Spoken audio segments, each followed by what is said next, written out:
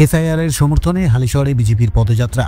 উপস্থিত ছিলেন বারাকপুরের প্রাক্তন সাংসদ অর্জুন সিং, জেলার বিভাগীয় কনভেনার সন্দীপ ব্যানার্জি, মহিলা মোর্চার সভানেত্রী ফাল্গুনী পাত্র, সাংগঠনিক জেলা সভাপতি তাপস ঘোষ সহ প্রমুখরা। এই পদযাত্রা হালিশহর চৌমাথা থেকে শুরু করে বলদেঘাটা মোড়ে এসে শেষ হয়। 26-এর আসন্ন নির্বাচনকে সামনে রেখে এসআইআর এর সমর্থনেই মূলত এই মিছিল।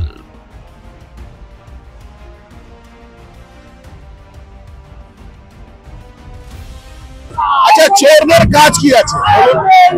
একটা সুষ্ঠু রাজনৈতিক দল এই ধরনের কোনদিন কাজ করা উচিত করবে না, কিন্তু এত সুষ্ঠু রাজনৈতিক দল না।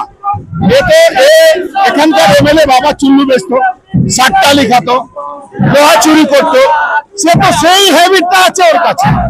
রাজনৈতিক লোক না তো, ওরা মমতা ব্যানার্জি ওদেরকে রাজনৈতিক লোক বানিয়ে দিয়েছে।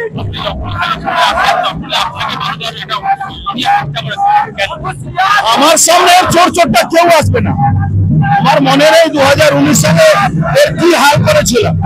এই জন্য চোর চোরটাদেরকে অর্জুন সিং জীবনে ভয় পায় না।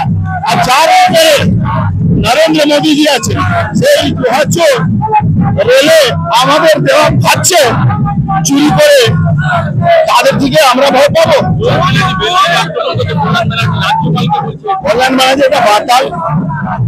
আমি মনে করি রাজ্যপালকে ওর নামে এফআইআর করে গ্রেফতার করা উচিত। এই তো বিয়ে করেছে, এখনই জেলে পাঠাবো, একটু ওয়েট করুন, যাবে জেলে, চিন্তা করুন। হালিশহর থেকে রাজু রায় চৌধুরী, আজকের সংবাদ।